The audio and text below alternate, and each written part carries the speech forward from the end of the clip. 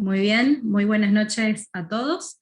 Gracias por participar esta noche. Hoy, 17 de mayo, se conmemora el Día Mundial de la Hipertensión Arterial, y es por eso que desde el Centro de Extensión de la Facultad de Ciencias de la Salud de UCAMI les damos la bienvenida a este webinar titulado Activa y Cuida tu Corazón. Para eso contamos con la grata presencia de 3 profesionales que van a ser los encargados de este webinar: las licenciadas Ivana Ramírez, la licenciada Valeria Glinka y el médico especialista Matías Paniagua, a quienes desde ya agradecemos enormemente aceptar la invitación y participar esta noche con nosotros. Bienvenidos a todos y gracias. Les cedo las palabras a los profesionales. Hola, buenas noches. Bueno, muchas gracias por la presentación. Un gusto poder compartir hoy esto. Esperemos que sea útil y que sirva para crear conciencia, que es la idea de la charla. Bueno, buenas noches. Yo soy el doctor Paniagua, soy médico cardiólogo. Tenemos muchos alumnos también acá. Agradezco a alumnos, familiares, amigos, novia, todo completo, que están acompañando, y público en general. ¿Sí? Estoy abriendo la presentación. ¿Se ve la presentación ahí? Perfecto. Bueno, esta charla va dirigida a la comunidad en general, y a los alumnos, bueno, van a ser de aquí en más potenciadores de toda esta información, de que llegue a sus familias, a sus allegados, y más adelante en el consultorio también.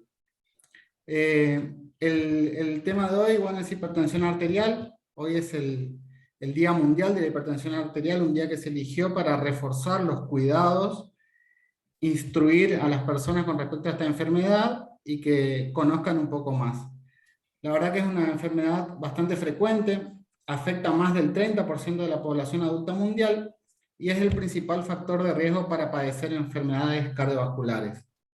Por ende, pueden desencadenar sobre todo infarto y accidente cerebrovascular, son de las afecciones más importantes que puede generar la hipertensión, aunque hay otras. Puede generar problemas renales, alteraciones en la vista, ¿sí? En la Argentina, una de cada tres personas en realidad es hipertensa. Sin embargo, 4 de cada 10 enfermos no sabe que es hipertenso, por ende no está tratado y en consecuencia va a tener una enfermedad avanzada con el tiempo. Bueno, lo primero que nos preguntamos es qué es la hipertensión, como para entenderlo desde el punto de vista funcional en nuestro cuerpo. Nosotros tenemos arterias que llevan la sangre oxigenada a diferentes lugares del organismo. Este es un vaso sanguíneo normal, con un flujo normal, y el vaso sanguíneo se va estrechando por diferentes condiciones. Por eso es una enfermedad multifactorial. Puede ser contribución del sedentarismo, la dieta no controlada, el exceso de sal, la edad, y múltiples factores que van generando que este vaso, que es como un tubito, se vaya estrechando, y la presión que debe ejercer la sangre para dilatar esta arteria es mucho mayor que en este vaso normal. Y esto es lo que nosotros llamamos presión elevada. Acá hay un corte de cómo se vería esto si nosotros lo abriéramos a este vaso, y estas son las paredes del vaso, como yo le dije, es como un tubito, que se va engrosando en la medida que aumentan los factores de riesgo para padecer esta enfermedad. La siguiente pregunta es, ¿cómo hacemos diagnóstico de hipertensión arterial? La verdad que el diagnóstico es bastante sencillo, pero hay que tener ciertos recaudos a la hora de hacer una medición de presión arterial. Primero tiene que ser una técnica adecuada, ¿sí? El paciente tiene que estar bien sentado, con las piernas apoyadas y descruzadas. Necesitamos por lo menos un reposo de 3 a 5 minutos antes de hacer la primera toma, ya sea en el consultorio o en la casa, aunque el paciente se quiera tomar la presión en la casa, debe estar 3 minutos por lo menos en reposo y sin hablar, ¿sí? El brazo se apoya a la altura del corazón y por lo general usamos la palma hacia abajo, ¿sí?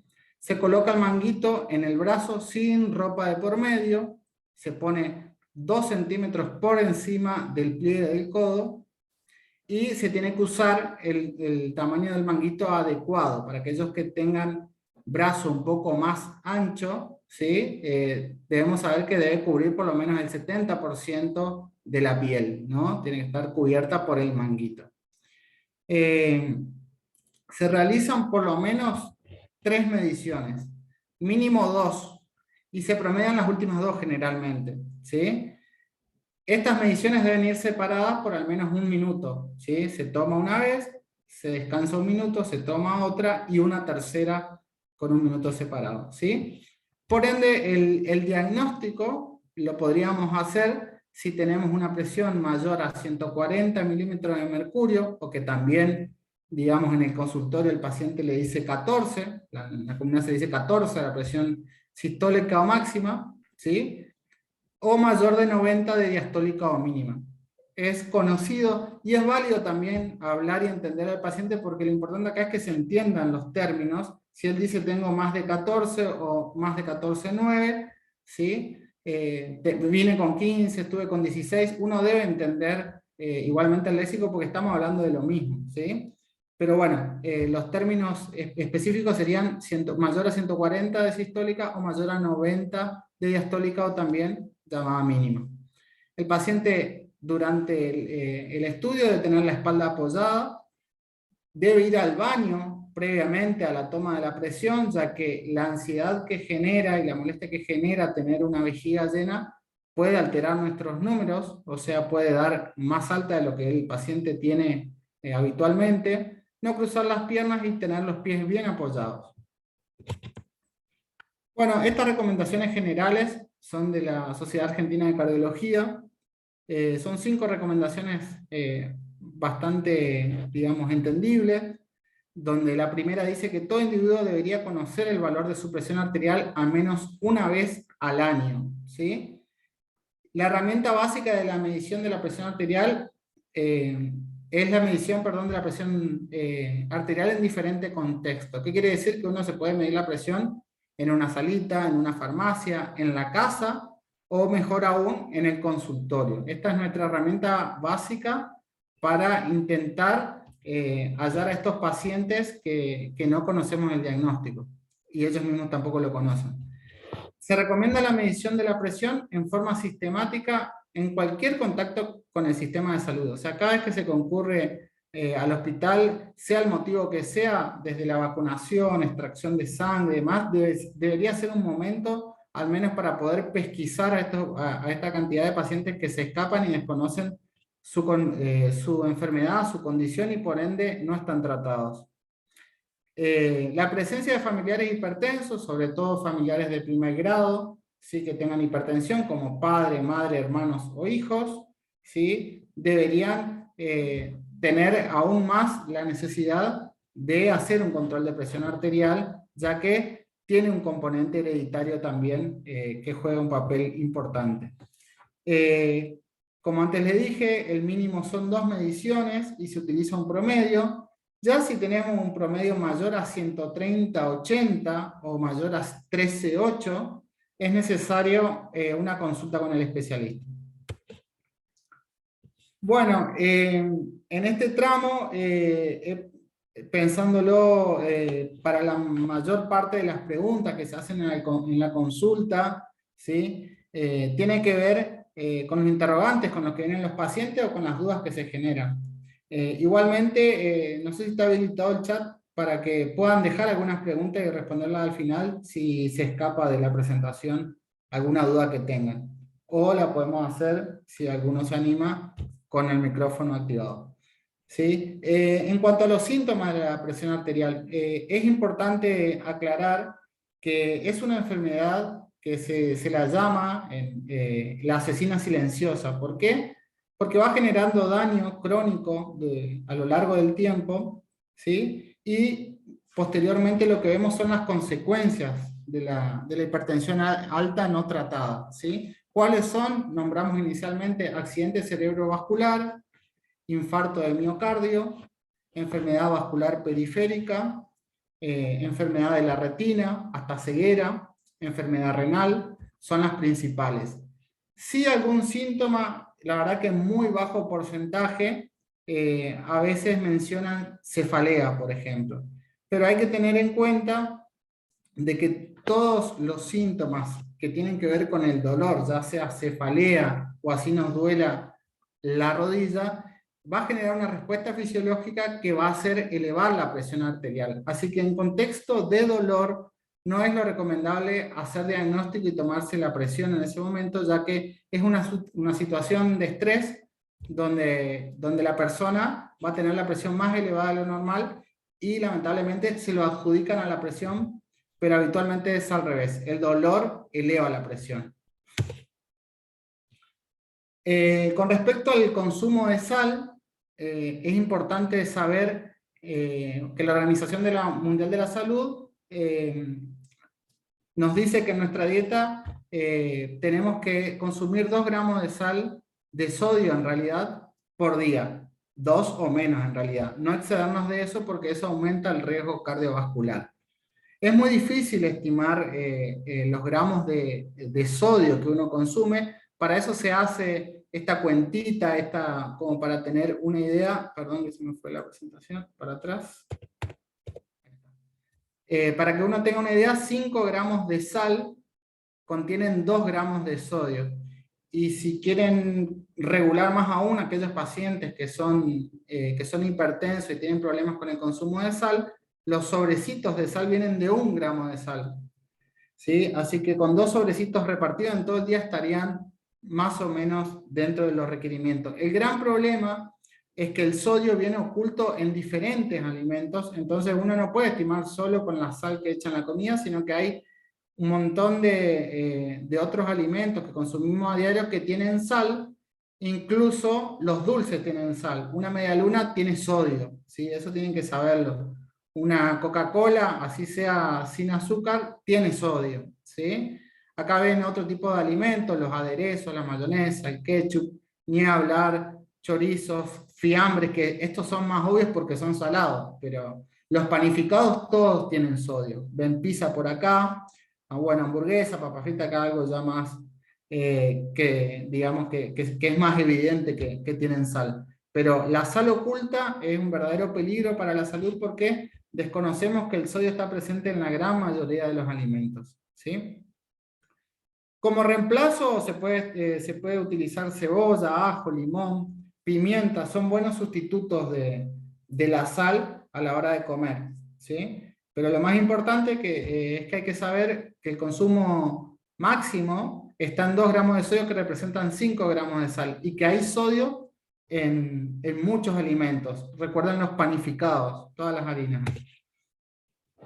Bueno, respecto a partir de qué edad se debe controlar la presión arterial, y lo ideal sería que desde edades tempranas, a partir de los 3 años, ya el pediatra debería registrar la presión arterial del niño.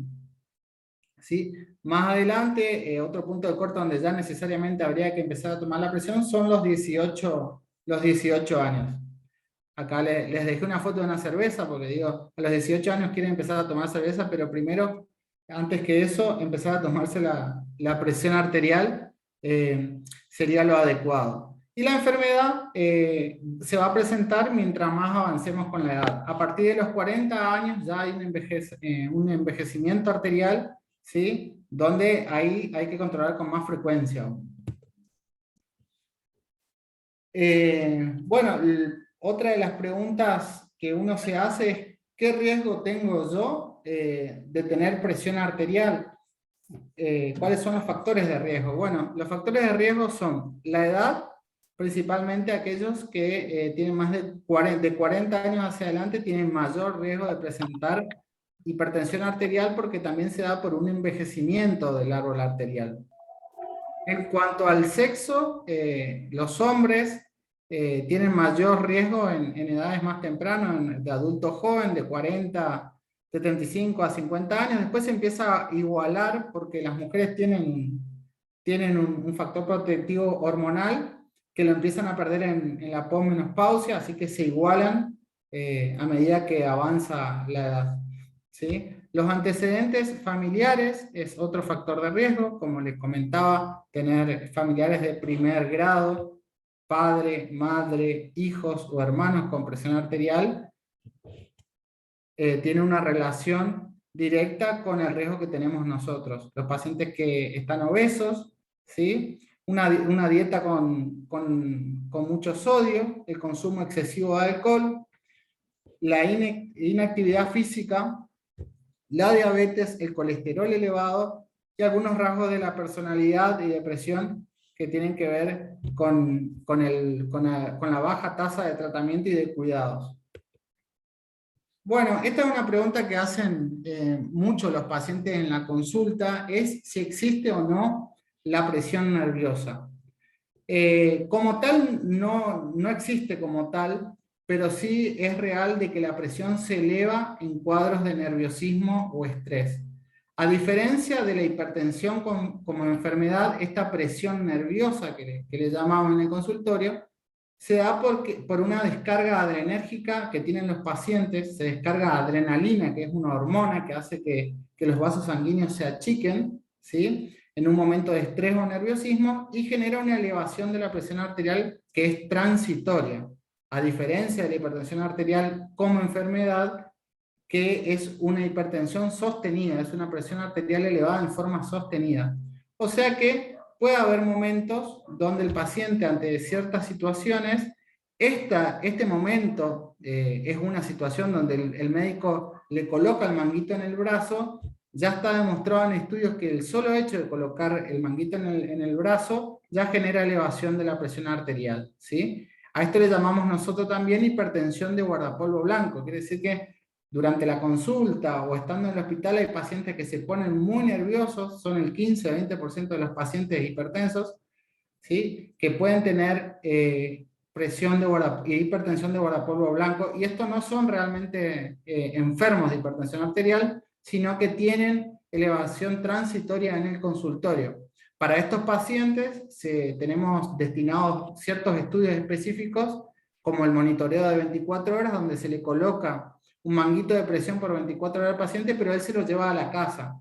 Y ese manguito va a tomar la presión cada determinada cantidad de minutos, por ejemplo, cada 20 minutos y media hora durante la noche. Se hace un promedio de 24 horas y se ve si realmente el paciente es hipertenso, ¿sí? Hay varios tipos de monitoreo, ese es uno, para descartar de que estos pacientes no tengan presión solo en el consultorio como mecanismo de estrés. Otra pregunta frecuente, que estamos todavía saliendo de la pandemia por COVID-19, es si el COVID-19 puede desencadenar hipertensión. Bueno, el COVID-19, como todos saben, es una enfermedad que todavía estamos conociendo, que no conocemos del todo, pero bueno, los estudios hasta ahora no han demostrado, sí han demostrado que durante la infección y la reacción inflamatoria que generan en el organismo, puede haber aumento transitorio de la presión arterial, pero no es aún un factor de riesgo para desencadenar hipertensión arterial. También está evaluado de que también con los controles de post-COVID y, digamos, las consultas más frecuentes, los pacientes que tenían hipertensión arterial y que no iban a la consulta por otro motivo, ahora empezaron a ir por el tema de COVID, y ahora sí empezamos a desenmascarar pacientes que eran hipertensos y no lo sabían, porque ahora acuden más a los controles, y está también bueno saber que post-COVID tienen que tener un control cardiológico para ver si necesitan por lo menos electrocardiograma y eventualmente ecocardiograma, porque el COVID-19 en baja frecuencia, pero puede afectar también al corazón y dejar alguna secuela. Otra pregunta frecuente es de si es una enfermedad hereditaria. Sí, tiene un componente hereditario. Esto no quiere decir que nosotros sí o sí vamos a tener, la enfermedad, pero también hay que saber que alguien que no tiene dentro del contexto familiar nadie con hipertensión también puede desarrollarla. La herencia viene en los genes, y para esto es bueno saber el concepto de epigenética, que quiere decir de qué expresan realmente nuestros genes. ¿Qué hacemos con nuestros genes nosotros? Nosotros podemos tener un componente hereditario con cierta predisposición a hipertensión, pero depende de la vida que llevemos, si es saludable o no, es si estos genes se van a expresar, si la enfermedad se va a expresar, o en tal caso si vamos a retrasar la aparición. Por eso es importante qué hacemos también con nuestros genes y si se van a expresar o no en el tiempo, ¿sí? Así que el hecho de que sea hereditaria no implica que vamos a desarrollar enfermedad, pero sí tenemos un mayor riesgo que alguien que no tiene ese componente hereditario. Otra cosa que se consulta bastante en el consultorio, digamos, valga la redundancia, en el consultorio, es si varía la presión arterial, porque a veces ellos te dicen, doctor, me varía mucho, tuve 15, ahora 11, vengo acá con usted y tengo normal. Y sí, lo que hay que saber es que la presión arterial varía en minutos y varía de latido a latido. Eso depende mucho de las condiciones del paciente, si está ante un cuadro de estrés, si está ante dolor y también de qué adherencia tiene a la medicación en el caso de que sea hipertenso. Con respecto a si se pueden controlar en la casa, de más está decir que sí, pero siempre con una buena técnica de toma de presión. Lo ideal sería 3 tomas a la mañana y 3 tomas a la noche promediadas, pero siempre con las condiciones que dijimos anteriormente. Bien sentados, sin conversar, con 3 minutos de reposo, ¿sí? Y no ir a tomarse la presión ante cada síntoma que aparezca. No es necesario. Eso sí genera bastante confusión. Ya si tenemos más de 130 o más de 13 de sistólica o más de 80 o más de 8 de mínima, más de 13, 8 de mínima si se quiere, ya deberíamos consultar al especialista. Así que bueno, es necesario que a partir de acá, todos los que están en la charla, conozcan sus números de presión arterial y de sus familiares. ¿Sí? Bueno, otra consulta frecuente es si tomamos la pastilla aunque tengamos la presión normal. Los pacientes que vienen medicados deben tomar sí o sí la medicación y no esperar que se eleve la presión arterial para tomarla. Deben mantenerla la mayor cantidad de tiempo dentro de rangos normales, ¿sí? Así que de más está decir que aquel que tenga un tratamiento antihipertensivo no debe esperar ni tomarse la presión para ver si toma o no la pastilla. Debe tomar siempre la medicación a horario, ¿sí? Así que eso depende del tipo de fármaco que se elija. Se han desarrollado fármacos nuevos que se toman una sola vez al día. Esto favorece la adherencia. La verdad que el principal problema en el tratamiento de esta enfermedad es la adherencia del paciente, que a veces tiene que tomar 2, 3 pastillas en diferentes horarios, y es una realidad que a veces se cansan, se olvidan, y bueno, hay que reforzar constantemente en el consultorio este concepto. Alegrías prohibidas. ¿Qué podemos comer o no cuando tenemos hipertensión arterial o incluso cuando todavía estamos sanos? ¿Qué saber con respecto a estos alimentos? Acá pusimos el vino, el café y el chocolate, ¿sí? Hay estudios que hablan a favor de cierto factor protectivo del vino, pero hay varios que también van en contra, por ende, el equilibrio da neutro. Como máximo sería un consumo leve, ¿sí? Como 3 o 4 copas por semana, ¿sí?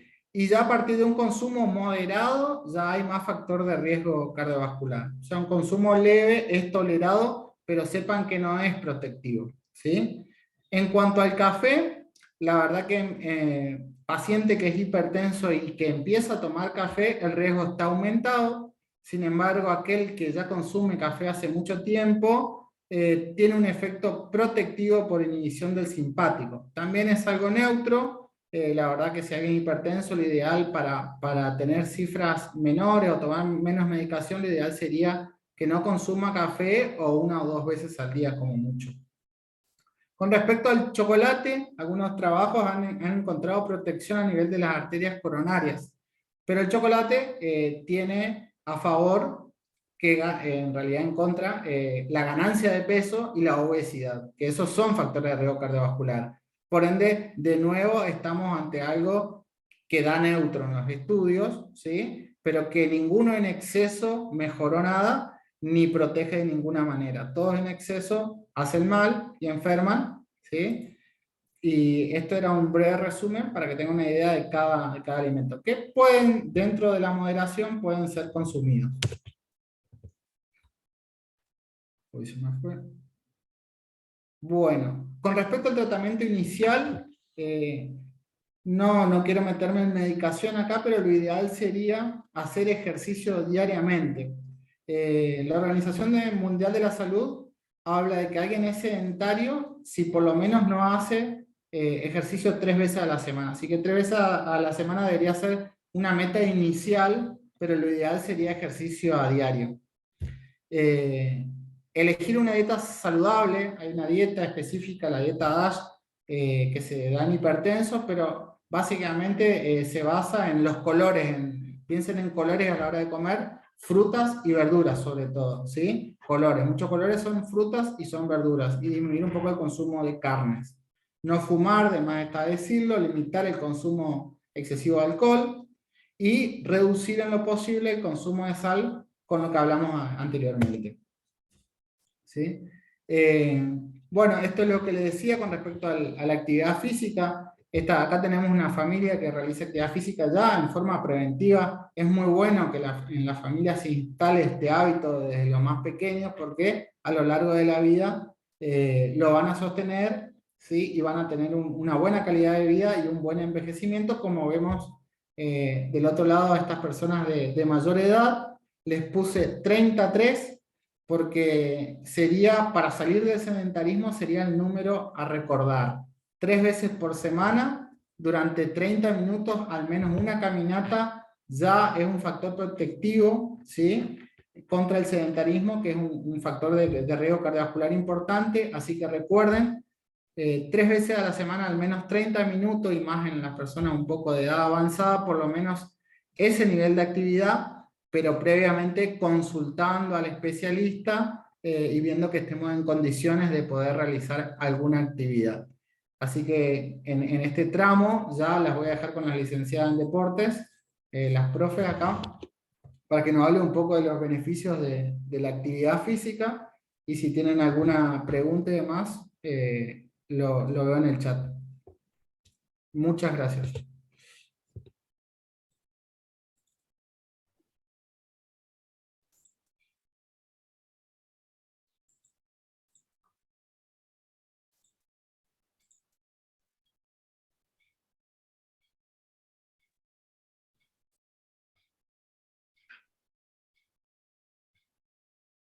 Bien, buenas noches. Soy la profesora Ivana Ramírez. Estamos en la licenciatura en Actividades Físicas y Deportivas de la universidad.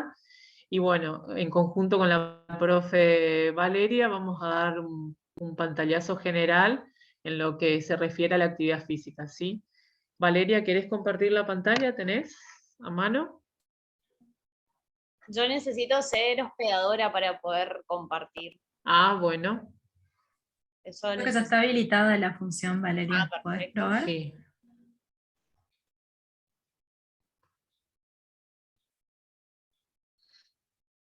Ahí se puede ver. Está abriendo. Ahí.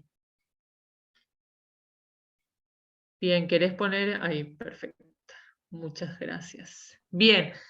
Pensando en su momento cuando nos tocó, teníamos designado, ¿no?, este Día Mundial de la Hipertensión, bueno, pensamos de cómo encarar, ¿no?, a la gente común, al público en general, para que presten atención y realmente se sitúen en qué estadio, le vamos a llamar nosotros, estarían. Bueno, en este caso vamos a tratar de trabajar sobre la prescripción de la actividad física. Bueno, y acá yo me centré en 3 colores que cada uno puede diferenciar. Tenemos los colores de semáforo, algo clásico que todo el mundo lo conoce. Tenemos el color verde, el amarillo y el rojo. Bueno, cada uno indica un estadio, un tipo de prevención.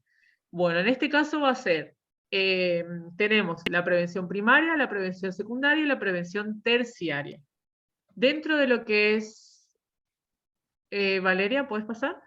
Ahí, bien. Dentro de lo que es el color verde, ¿no? Donde todos podemos generalmente a diario circular, bueno, en este caso sería una prevención primaria. ¿Y a qué hace referencia? Al conjunto de acciones sanitarias que van a ser realizadas en una comunidad. ¿Con qué objetivo? Con el objetivo de evitar la aparición de estas enfermedades que había mencionado anteriormente el doctor. En este caso, la idea sería reducir aquellas actividades hipocinéticas. ¿A qué le llamamos actividades hipocinéticas? A aquellas donde tiene un bajo movimiento, ¿no? Donde aparece la obesidad, la hipertensión, la diabetes, ¿sí? Entonces nosotros en este estadio, la idea es realizar la práctica de la actividad física justamente para no llegar a pertenecer en esa rama de lo que van a ser las enfermedades, ¿no? En este caso la hipertensión. Bien, después tenemos, pasa Valeria, lo que va a ser bueno, en este caso hablamos que la promoción de la actividad física en este estadio, ¿no? Va a tener un factor sumamente importante. ¿Por qué? Porque la idea es la práctica de la actividad física desde temprana edad hasta la vejez. Entonces, la idea es que la gente viva lo más activa posible y que tenga un hábito de vida saludable, ¿sí? O sea, más años de independencia. Y eso se va a lograr a través de la actividad física.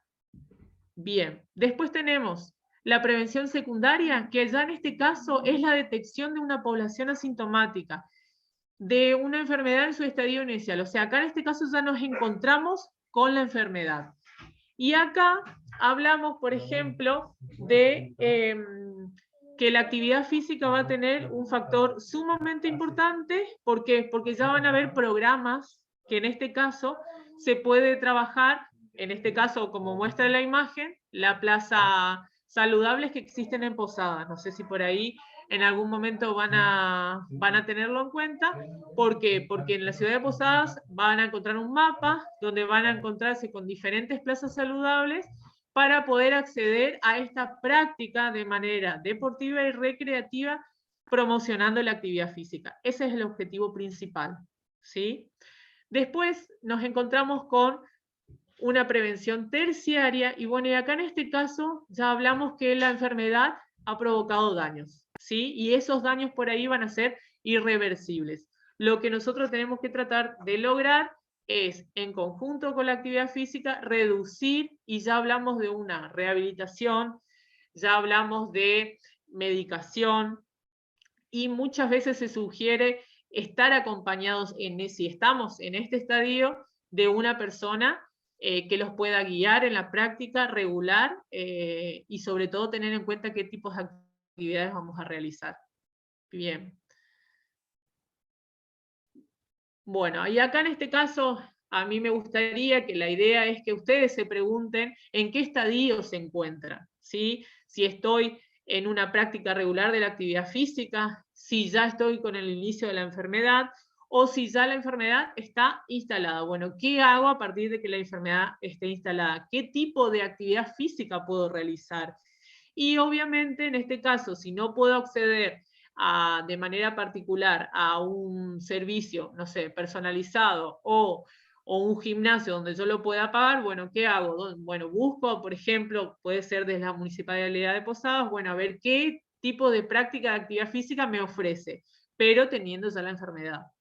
O inclusive hacerlo previo. La idea sería hacerlo previo, justamente, esta es nuestra función de promocionar la actividad física y reducir el famoso sedentarismo, ¿no? Y en este caso, la aparición de la hipertensión. Bien, ¿seguimos, Valeria? Bueno, bien, me toca a mí comenzar Dale. a hablar. Igual lo vamos a ir haciendo en conjunto con Ivana. Hoy hablando, ¿no? Conmemorando y tratando de hacer conciencia acerca de la hipertensión, queremos hacer foco particularmente en la actividad física y la hipertensión, ¿bien? ¿Y por qué entonces una persona con hipertensión debería hacerlo? En primer lugar, sabemos los beneficios de la actividad física, son conocidos los beneficios de la actividad física para cualquier persona. la idea justamente es, como venimos hablando, es de tratar de llevar una vida lo más activa posible, para justamente mejorar a nivel cerebral, sistema nervioso, sistema emocional, mejora nuestros músculos, los huesos, ¿sí? Mejora nuestro sistema respiratorio, nuestro corazón, nos ayuda a controlar el peso. Todas estas cuestiones son sumamente importantes de tener en cuenta, no para salir a hacer 1 hora de actividad física por día, porque no sirve si estoy sentado todo el día y salgo a hacer 1 hora de actividad física, pero sí para intentar cambiar nuestra cabeza, cambiar los hábitos, pensarnos de manera activa para que funcione nuestro organismo de manera activa. ¿Esto qué quiere decir? Que en vez de elegir el ascensor, elegir la escalera, que en vez de ir en auto o en vez de, no sé, el colectivo, intentar caminar, buscar estrategias que nos permitan ser activos durante todo el día. Esa es la idea.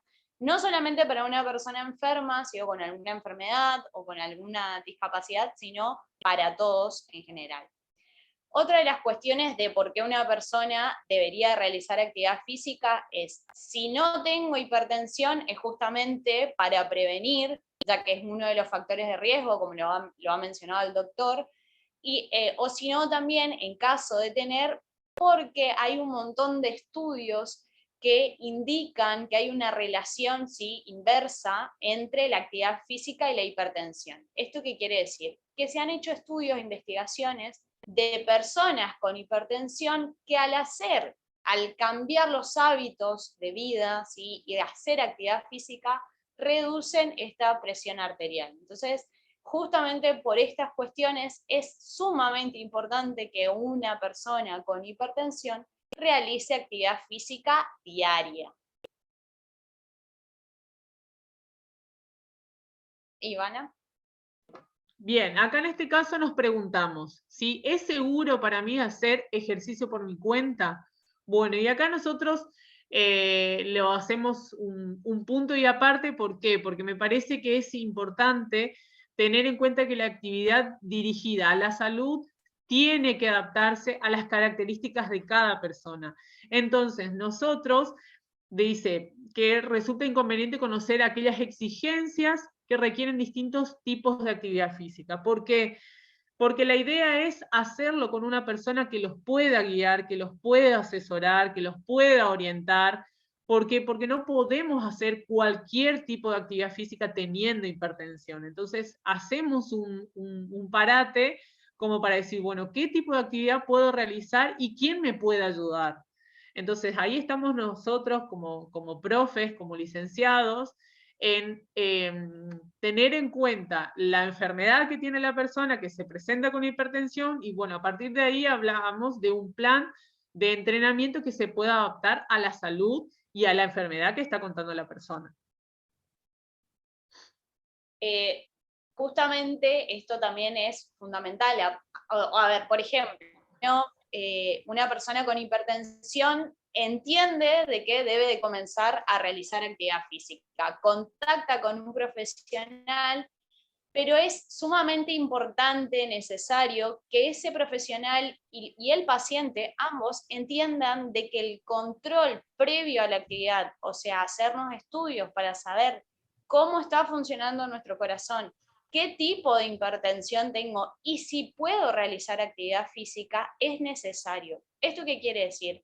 ¿Que cualquier persona con hipertensión puede hacer cualquier actividad física? No, depende del medicamento y hay ciertos tipos de hipertensión, los cuales son en casos graves, que está desaconsejada la actividad física realizada por cuestiones, ¿sí?, que exceden a esa persona. Entonces, es sumamente necesario una prueba de esfuerzo físico, controlar la presión, saber cómo funciona nuestro corazón al momento del esfuerzo. Entonces, la interconsulta y esto que somos como, tratamos de hacer bandera de que sea el trabajo en equipo, tanto el médico con el profe, con el licenciado, con el profesional que se haga cargo de esa persona con hipertensión, que trabaje de manera conjunta con el médico que ha detectado esa hipertensión, que ha detectado que mantiene esa presión alta por mucho tiempo. Que se hable, que puedan tratar de encontrar en conjunto el mejor camino para esta persona. Bien, y en este caso vamos a preguntarnos cuáles son las señales de alerta para dejar de hacer ejercicio. Bueno, en este caso creo que el doctor en algún momento lo mencionó también.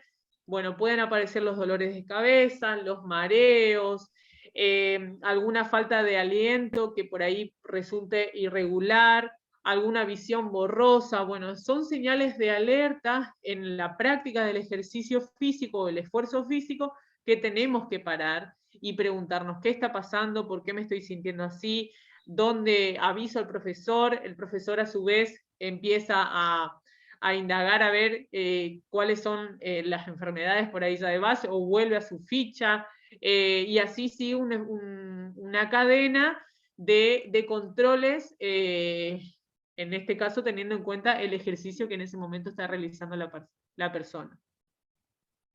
Tratar de no dejar pasar cualquier molestia, cualquier dolor, diciendo no, no pasa nada, ya va a pasar, va a ser esto nomás, sino prestar atención más si tengo ya detectada, ¿no?, presión alta. Bien, también es interesante saber qué sucede durante la práctica de la actividad física. Realizar actividad física genera un estrés corporal, ¿no? El ejercicio, que es lo que buscamos al fin y al cabo, un estrés en el cuerpo que me permita a mí mejorar, hacerme cada vez más fuerte. Esa es la realidad, ¿no?, en una práctica de la actividad física planificada.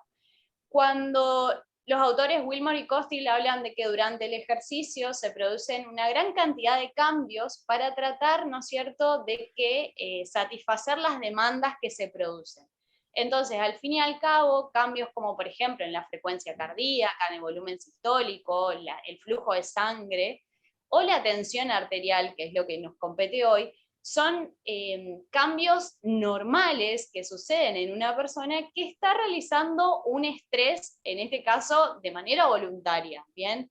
Esto nos permite a nosotros que el cuerpo responda, o sea, el cuerpo responda a ese estrés, a esa demanda.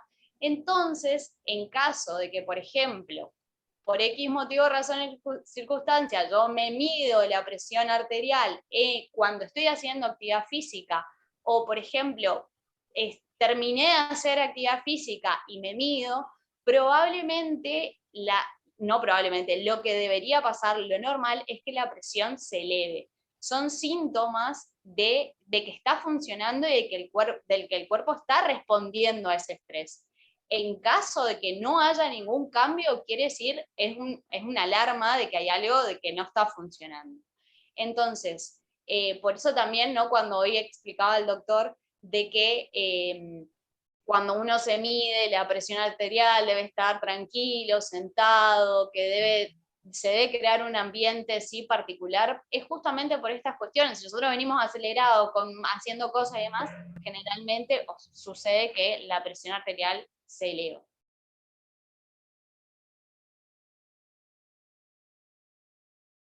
Bien, vamos con la siguiente pregunta. En este caso vamos a pensar cuáles son las actividades físicas que podría realizar una persona con hipertensión. Bueno, desde acá vamos a partir desde la base, desde la casa, ¿sí? Hablamos de aquellas actividades de la vida diaria, o sea, desde lo cotidiano, como por ejemplo van a ser las tareas que puedo realizar en el trabajo, en las actividades o tareas domésticas que puedo realizar, los desplazamientos que puedo utilizar. En su momento Valeria mencionaba el hecho de si puedo dejar el auto o el colectivo por la bicicleta, por las escaleras, por las caminatas, por cuadras, bueno, por día. Trato de reemplazar y así de a poco volver a retomar esa vida activa que capaz en su momento lo tenía. Y no estaría mal empezar a modificar. Después también hablamos de cualquier tipo de actividades aeróbicas, ¿sí? De baja a media intensidad, sería lo recomendado. Después, por ahí, si surgen en prácticas de actividad física nuevo, ¿no?, que está a la moda, zumba, pilates, running, lo puedo hacer, pero como siempre decimos, recomendado o acompañado por el profesional adecuado que me pueda ayudar y a guiar en qué tipo de esfuerzo puedo realizar en ese momento, ¿sí? O por lo menos medianamente controlar la actividad que va a realizar la persona semanalmente.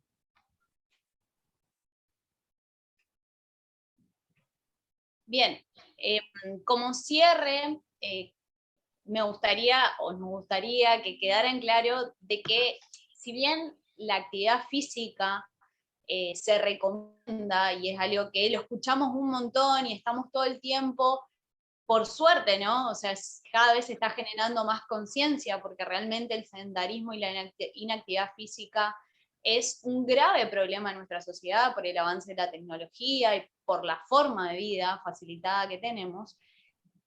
Queremos que queden claros de que no todos podemos hacer lo mismo, que es necesario el profesional que acompañe y de que hay ciertas cuestiones a tener en cuenta antes de realizar actividad física, más allá de lo que hablábamos del control y demás, como por ejemplo la ropa adecuada, una buena alimentación, tener cuidado con el tema, por ejemplo, ahí hay una de las fotos, las veredas, si salimos a caminar, es común, ¿sí? Prestar atención, porque puede ser un problema, o sea, puede ser que al fin y al cabo la actividad física nos termine trayendo otros problemas.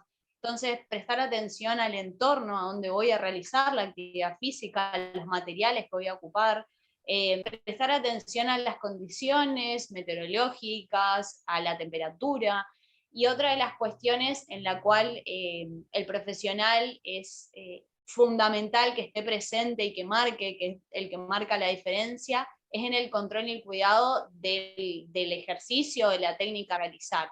Si nosotros pensamos, si enfocamos en la hipertensión particularmente, cuestiones como, por ejemplo, levantar mucho peso o mantener, ¿sí?, una posición por mucho tiempo, contener la respiración, trabajos de fuerza de brazos más que de piernas, generan, ¿sí?, elevación de la presión arterial y serían ejercicios o actividades que no estarían recomendadas para personas con hipertensión.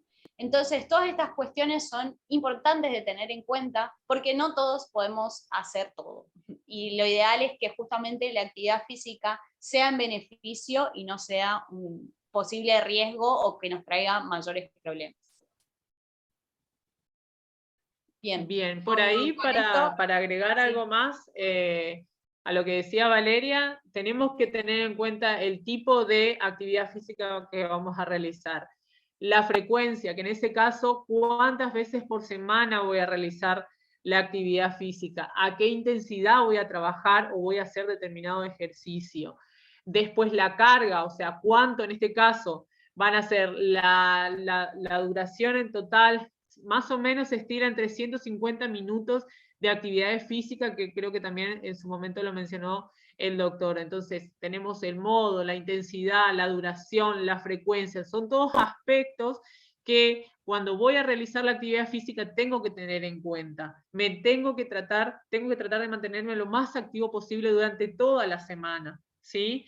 Entonces, la intensidad va a depender de acuerdo a la sensación subjetiva del esfuerzo. Bueno, salí a caminar en la costanera, bueno, ¿cuánto voy a caminar? 40 minutos, 50, bueno, ¿cómo me siento? ¿Me siento bien?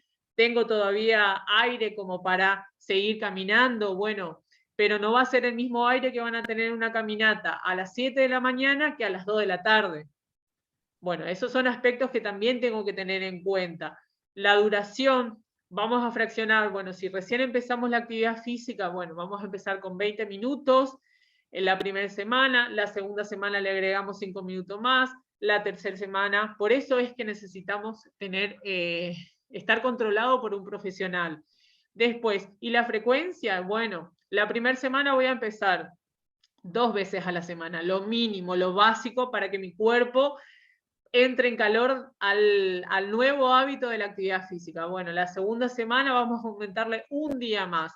La tercera semana otro día, y así ya inclusive cumpliendo el mes de actividad física puedo invitar a una amiga, a un amigo, a la familia, bueno, a empezar a moverse. La idea es mantenerse lo más activo posible durante toda la semana y para toda la vida. ¿Por qué? Porque eso me va a indicar un estilo de vida saludable. Bien. Y también agregar, yo siempre digo lo mismo y trato como de transmitir este mensaje, que lo ideal no es el profesional que sepa, pero también la persona con hipertensión que se informe de lo que tiene, de cuáles son, tratar de no asustar a la persona, sí acompañar, y de tener en claro que ciertos tips para la práctica de la actividad física pueden salvar o pueden ayudar a ese profesional que tal vez a veces no tenemos ese profesional ideal que nos haga el control y todo lo demás, y es importante la conciencia para que la actividad física se realice de manera adecuada. Bueno, quería felicitarlas a ambas. Excelente la presentación, muy clara, muy Igualmente. concisa. Bueno, a Jacqueline por la organización, a la Universidad por el espacio. No sé si tenemos alguna pregunta, además de la audiencia. Hay varios alumnos también. El chat está abierto, pero no sé si quieren activar el micrófono, si quieran, no hace falta que activen la cámara y preguntar alguna cosa. Estamos acá para eso. Bueno, una jornada de concientización para la comunidad. Espero que, como veo muchos alumnos, son mayoría acá, por lo menos sean retransmisores de la información a partir de acá, para que este tipo de jornadas se hacen más que nada para involucrar a los individuos dentro del cuidado de su salud, ¿sí? Y se pueden hacer cosas grandes, y con la hipertensión más aún, que con algo sencillo que es la toma de presión en un consultorio, que puede ser en un lugar de baja complejidad, en una sala, y de ahí en adelante hacia un hospital. Creo que teniendo un estetoscopio y un tensiómetro, o un tensiómetro automático en algunos casos, pues, eso me olvidé de comentarles, de que se puede tomar con ambos, el aneroide o el automático, tienen la misma validez. El aneroide hay que calibrarlo, y el automático hay una página donde se ven cuáles están validados o no. Ahí en el chat tenemos, una primer pregunta. Dice Rosa Torres, va para las profes más, pero yo también puedo hacer una introducción. ¿Qué actividad recomiendan para las personas que tienen presión arterial baja?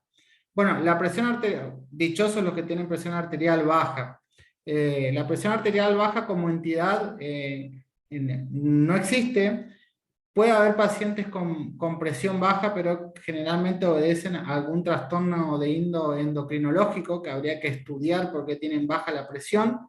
En sí, la presión baja no requiere tratamiento, pero presiones por debajo de 90 de sistólica debería ser estudiado de que el paciente padezca otro tipo de enfermedades que no tienen que ver con hipertensión arterial, ¿sí? Y no sé si tienen alguna recomendación ustedes. Yo, sobre todo los que manejan presiones bajas y que en los calores tienden a bajar más, sobre todo la recomendación es que estén bien hidratados, ¿sí? Entre 1,5 litros y 2 litros de agua diarios. No sé si las profes tienen algo más para acotar acá. Sí, por ahí justamente esto que hablamos, ¿no? De que no es lo común, pero en estos casos, generalmente aquella persona que tiende a tener baja presión, en primer lugar, la recomendación siempre es, al momento de sentirse, no sé, débil por la baja presión, es detenerse, porque justamente puede provocar lo que hablábamos, lesiones, o sea, puede provocar esta baja presión que un desvanecimiento o demás. Entonces lo primero es detenerse al momento de sentirse débil realizando actividad física. Otra de las cuestiones es mantenerse bien hidratado, alimentarse previo. No quiere decir que uno va a hacer una gran ingesta, pero sí es necesario una ingesta previa a realizar actividad física, realizar las 4 comidas. No vamos a hablar de nutrición, pero sí entendemos de de los beneficios de estar bien alimentados. Esto de tener en cuenta el horario en el que voy a realizar la práctica de actividad física, la temperatura, justamente todas estas condiciones que pueden llegar a alterar aún más a esta persona que tiende a tener presión baja, son cuestiones a tener en cuenta.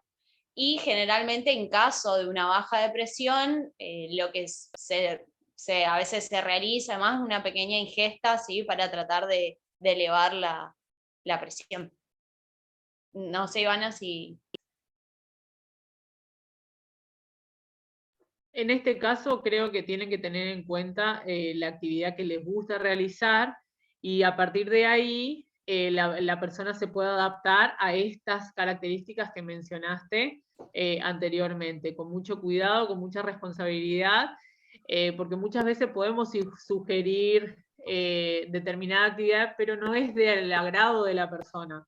Entonces, bueno, si me gusta salir a caminar en la costanera, bueno, puedo, más vale, pero teniendo en cuenta estos factores y cómo se encuentra la persona en el momento de la práctica. Bien.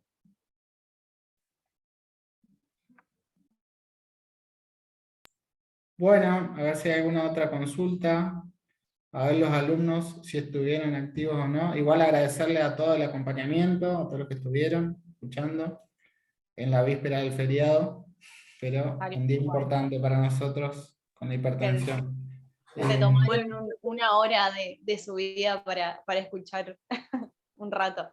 Una de las cosas que por ahí no mencionamos y que creo que está bueno es tratar, en relación a la actividad física, es tratar de a esa persona con hipertensión o a esa persona que desea comenzar la práctica de la actividad física, como lo dijo Ivana recién, que intente buscar aquello que le gusta, porque realmente la adhesión, así como el problema es la adhesión al medicamento o al tratamiento, también en actividad física el problema es a la adhesión de la actividad física. Entonces, intentar que esa persona busque aquello que disfruta de hacer para que pueda adaptarlo como un cambio de vida y que lo haga todos los días, justamente para conseguir beneficios. Ahí tenemos otra pregunta, otra interesante pregunta, del frío, ¿cómo influye? Los pacientes lo notan a esto, ellos en el verano la presión baja y todos lo sabemos, todos lo sentimos de alguna manera, pero les debo contar de que sí, es real, que hay ciertos cambios en la presión arterial dependiendo del clima. Durante el frío lo que suele suceder, el frío es lo que genera nuestros vasos arteriales, si se acuerdan del dibujito inicial, lo que genera el frío es vasoconstricción, por ende durante las épocas invernales, digamos, la presión aumenta, y durante el calor la presión disminuye. Los cambios son mínimos, la verdad que no son cambios que habitualmente requieran ajustar mucho la medicación, pero en algunos pacientes hay que ajustar la medicación dependiendo del estado climático y los valores de presión que tienen en cada época. Así que eso no es un mito, es una realidad de que ante ciertas temperaturas la presión varía. El frío la aumenta y el calor tiende a disminuirla. Por eso a veces hay que ajustar la medicación.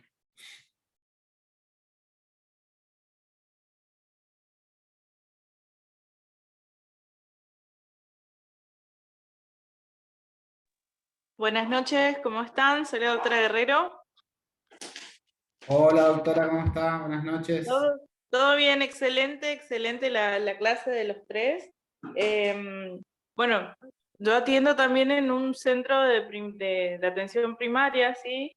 A usted, doctor, ya lo canso generalmente con el tema de las interconsultas y demás, pero siempre se hace control de la presión arterial en todos los consultorios, y me parece esto extremadamente importante.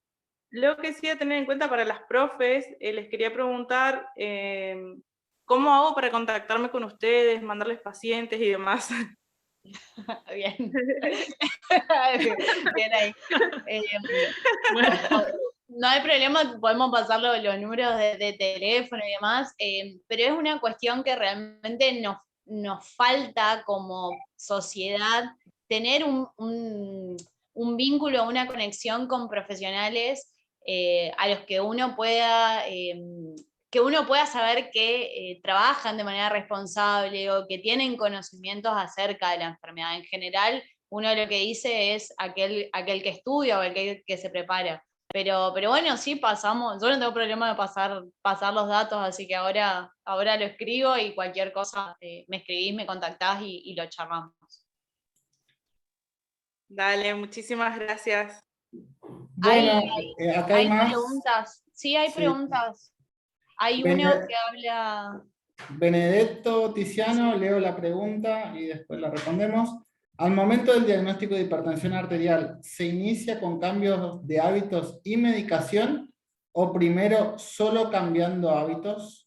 Claro que depende de cada caso, pero a modo general, pregunta Tiziano. Bueno, vos te contestaste bastante, Tiziano, capaz que es estudiante de nuestra facultad.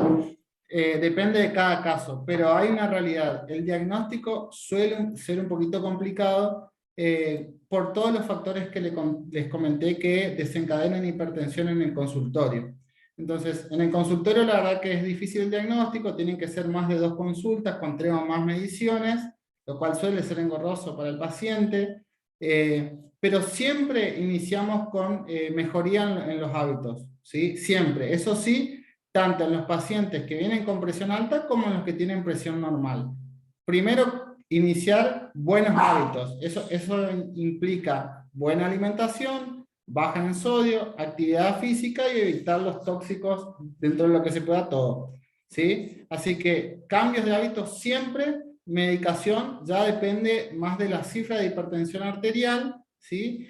Y cuánto vamos a poder bajar con los hábitos, digamos, los niveles de presión. Pero hay que hacer primero un buen diagnóstico y a partir de ahí vamos a elegir la medicación. Pero cambio de hábitos para todos, tanto para los sanos como los que ya tienen diagnóstico de hipertensión o aquellos que están en los estadios iniciales que queremos hacer nuestras primeras intervenciones, que es lo que estamos haciendo en este momento, interviniendo ya sobre la prevención, ¿sí? Así que ante cifra elevada, obviamente, primero cambiar los hábitos.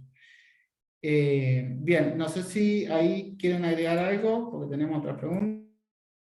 No, hay otra pregunta que dice el tema de cómo explicar a los familiares que es realmente importante seguir el tratamiento o cómo lograr la adherencia. En cuanto a actividad física, una de las recomendaciones es justamente, a mí a veces me preguntan, ¿y qué hago? ¿Qué es lo más recomendable? Yo trato siempre de decir de que no hay una mejor actividad física. Obviamente que, por ejemplo, la pileta o natación es realmente un espacio privilegiado, una actividad física privilegiada por los innumerables beneficios que tiene, como por ejemplo la temperatura, cambia el peso corporal, cambia los desplazamientos, no tenemos impacto. Bueno, hay un montón de cuestiones y que es beneficioso, pero hay a personas que no le gusta. Entonces, ¿qué debe de intentar buscar esa persona? Hacer aquello que le gusta, o sea, tratar de buscar esa actividad física que la disfrute. Y bueno, en cuanto al trabajo con los familiares, a mí en particular me pasa de que intento por ahí esto de decir qué cuestiones le pasarían a la persona si no realiza la actividad física. O sea, ¿qué te pasa? ¿Te vas a quedar? ¿Te vas a sentir débil, cada vez más debilitado? Esto que hablábamos de que la persona va a necesitar del otro, ¿sí? Esto de que intentamos que tenga mayor independencia esta persona y se alargue esta independencia. Entonces, esas son cuestiones por ahí que las tratamos de hablar o de dialogar con la persona y con los familiares para que pueda realizar la práctica.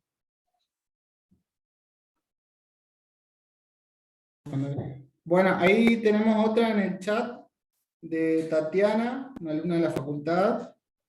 Buenas tardes, podríamos hablar de cómo un paciente puede darse cuenta de que está ante una urgencia hipertensiva. Veo que están ya repasando cosas del parcial, pero hay muchos acá, hay médicos, hay alumnos, así que está buena la pregunta, que va para todos. Como les comenté inicialmente en la charla, la hipertensión arterial por sí sola no da síntomas, pero ya cuando se genera algún tipo de daño de órgano, puede dar síntomas, pero ya son generalmente consecuencias de una hipertensión de larga data no tratada, ¿sí? Así que los pacientes vienen con algún síntoma que nos va a estar hablando o nos va a estar manifestando de cuál es el órgano afectado. Por ejemplo, una común o de las más sencillas es la encefalopatía hipertensiva. El paciente viene con cefalea, viene con fotofobia, que es la intolerancia a la luz, y con una presión generalmente por encima de los 180 de sistólica. Y después, ya la hipertensión en otros casos suele ser reactiva al daño de órgano. Por ejemplo, un ACV puede ser reactivo, puede ser no, es reactiva la hipertensión, en un infarto es reactiva la hipertensión. Ya hay que ver, ya vienen con daño de órgano o con síntomas que tienen que ver con daño de órgano. Ahí no estamos frente, digamos, a una urgencia hipertensiva o emergencia hipertensiva en realidad, pero creo que apuntás a eso la pregunta. Ahora tengo otra de Valeria Skernek. ¿Cómo explicar a familiares que es realmente importante seguir el tratamiento o cómo lograr adherencia al mismo? Bueno, es nuestra piedra angular en hipertensión. ¿Por qué? Porque es una enfermedad que es simplemente un número, no es como el resto o la mayoría de las enfermedades que uno consulta porque tiene un síntoma. Van a ver que la mayoría de las veces que diagnosticamos hipertensión es un control de rutina, quizás alguien que se tiene que operar, alguien que viene al control porque nunca vino o porque lo mandaron derivado por alguna otra cosa, y uno en el consultorio empieza a ver que el paciente probablemente sea hipertenso. Así que el paciente hipertenso, la gran mayoría de los pacientes hipertensos se sienten sanos porque es una enfermedad que está diagnosticada simplemente con cifras, y los daños de órgano y todas las consecuencias que pueden traer son, digamos, ya es nuestra responsabilidad transmitir las complicaciones que nos trae esta enfermedad. Entonces, una de las primeras medidas para que el paciente siga el tratamiento es explicarle que esta enfermedad se comporta así a diferencia de otras enfermedades que son más manifiestas. Esta, ¿se acuerdan la diapositiva del asesino silente? Es porque no genera nada hasta que ya tenemos el daño de algún órgano, que son los órganos principales para nuestra calidad de vida: el cerebro, el corazón, el riñón, la vista. Esta enfermedad afecta a órganos que son, siempre voy a decir yo que son esenciales porque soy cardiólogo y me refiero al corazón, pero hay una realidad de que sí tiene mucho que ver con nuestra calidad de vida y con prolongar o acortar nuestra vida media, nuestro tiempo de vida. No sé si hay alguna pregunta más con respecto, bueno, eso con respecto a la adherencia. ¿Cómo lograr la adherencia?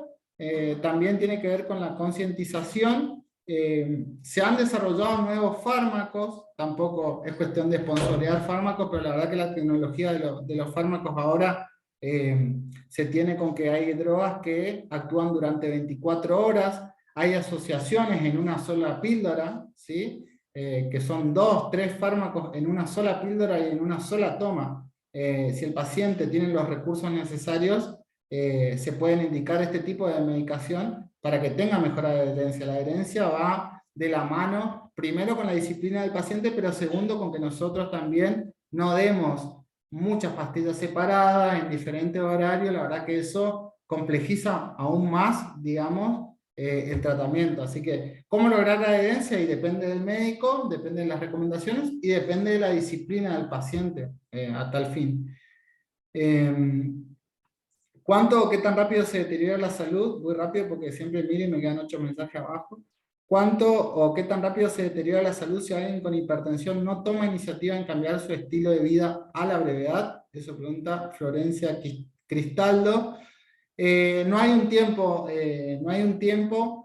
pero sí, mientras más transcurre en tomar la iniciativa, más dificultoso se vuelve el tratamiento, porque los pacientes tienden, el paciente que es sedentario tiende a aumentar de peso y aumenta su riesgo cardiovascular. O sea que en la medida que pasa el tiempo, después tenemos menos conductas para tomar, ya que la actividad que va a hacer, por ejemplo, para disminuir de peso, va a ser mucho más leve que si hubiéramos empezado antes. Va a tener que hacer una actividad muy leve, una caminata, por ahí ya el estado de las arterias coronarias no es la misma, quizás un paciente que ya sufre lesión de algún órgano blanco, pero se puede decir que tarda años en la afección que genera la hipertensión arterial en dañar los órganos. No se da de un día para otro, así que tenemos tiempo en cambiar los estilos de vida de los pacientes, aunque es lo más complicado, cambiar estilo de vida. No sé si quieren agregar algo más ahí, ustedes que tienen experiencia, las profes, con lo que es estilo de vida y cuánto cuesta cambiar el estilo de vida, si quieren agregar algo. Bien, ahí habría que tener un dato importante sobre hacer un registro de qué tan activo me mantuve desde la niñez, adolescencia, la vida adulta, cuántas horas de trabajo realizo por día, cuánto tiempo me mantengo activo, una planificación como una evaluación, ¿no? De todo lo que hice en el transcurso de mi vida, qué practiqué, qué estilo de vida llevé, justamente para no llegar a esa prescripción de ya tomar una medicación y que nada, que no se sorprendan que aparece esa enfermedad a consecuencia del estilo de vida que llevé, ¿no?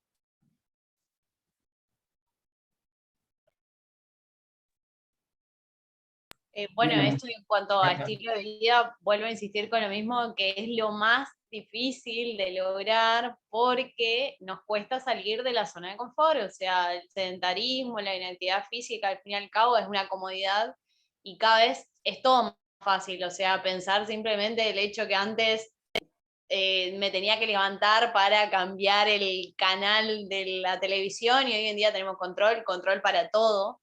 Entonces, creo que el hecho de pensar que estamos hechos para movernos, o sea, nuestro sistema está hecho para movernos y los beneficios que nos trae el movimiento.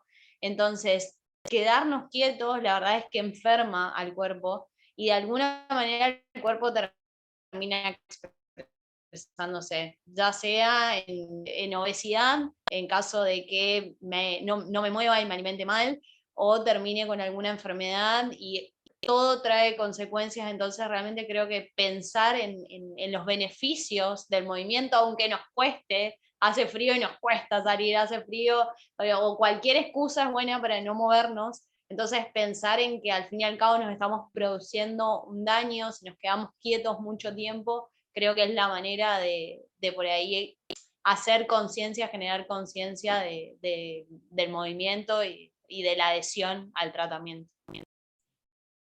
Buenísimo, buenísimo los aportes, ustedes tienen mucha más cancha con ese tema de los hábitos, están en la cancha. Acá Karen Freitas pregunta si el paciente tomó café o mate, ¿cuánto debe esperar para controlarse la presión? Por lo menos 1 hora. 1 hora después sería una cifra válida. Carla, ¿cuál es la frecuencia de chequeos recomendada en un paciente con hipertensión con buena adherencia a su tratamiento? Lo ideal sería cada 6 meses, ¿sí? Pero acordate de que además de los chequeos, además de la adherencia en realidad, que el paciente tenga estudiado que tiene buenos niveles de presión arterial con el tratamiento. Que la adherencia sea eficaz, digamos, básicamente. Eso se estudia con el monitoreo de 24 horas, que ese una vez al año estaría bien hacerlo si el paciente tiene buena adherencia y buena cifra de presión arterial, o sea que el tratamiento cumple con el objetivo de bajar la presión por los niveles, por debajo de los niveles. A ver si hay más. Micaela Pupio, si una paciente que toma anticoagulantes, ¿qué probabilidad hay de que tenga hipertensión? Y si la hay, ¿habría que dejar la medicación o modificarla? Bueno, en cuanto a la anticoagulación, no tiene una relación directa con la hipertensión arterial. Habría que ver por qué está anticoagulado el paciente y los factores de riesgo cardiovascular para hipertensión. O sea que la medicación no debería dejarla, ¿sí? Porque no tiene relación con la toma de anticoagulantes.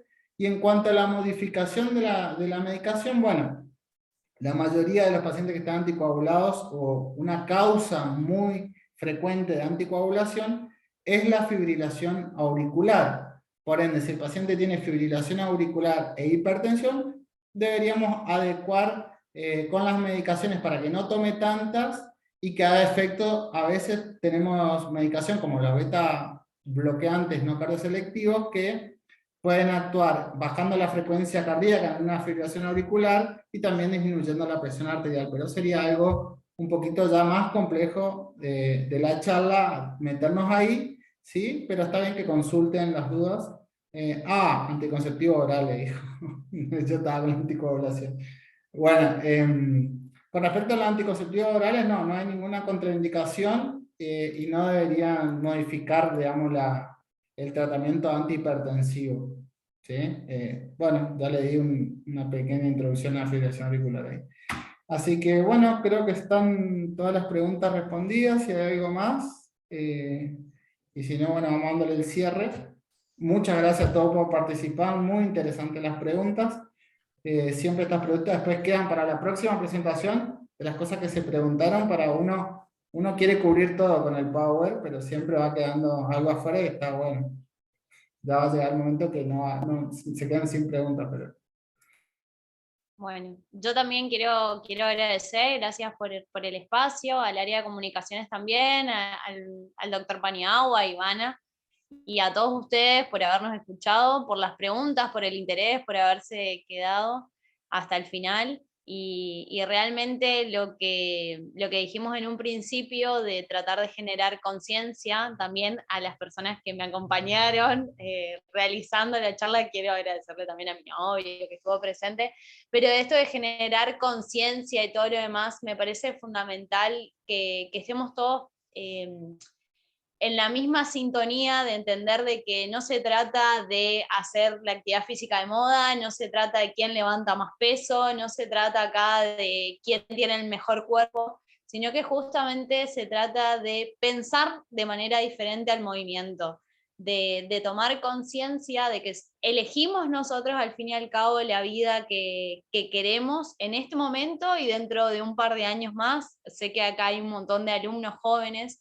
y no solamente pensando en los pacientes, sino también pensando en la vida, en nuestra propia vida, pensar cómo queremos vivir nuestra adultez a medida que vamos envejeciendo. A partir de los 30 comienza la decadencia, entonces entender de que podemos ir con pequeños cambios, realmente lograr grandes beneficios.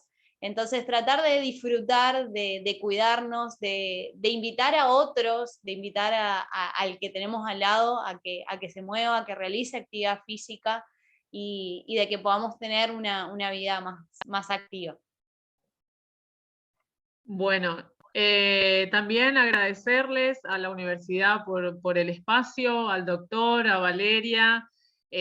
Fue nuestra primera experiencia en una webinar, así que estábamos bastante ansiosas y un poco nerviosas, pero bueno, lo afrontamos, nos ayudó muchísimo el doctor, así que muchas gracias a todos los que se conectaron, y si hay alguna duda, alguna sugerencia o demás, nos pueden encontrar en la universidad, en el área de la licenciatura en actividades físicas y deportivas. Sí. Desde ya, yo también, por parte del Centro de Extensión, agradecer a todos por acompañarnos esta noche, a los participantes, asistentes y sobre todo a los tres grandes profesionales, a Valeria, a Ivana y a Matías. Excelente las presentaciones y también gracias por poner de manifiesto esto que por ahí tratamos de divulgar, y que es la importancia del trabajo inter y multidisciplinario entre las distintas profesiones, sobre todo para patologías que son un poco más complejas de lo que nosotros vemos normalmente. Así que muchas gracias a todos.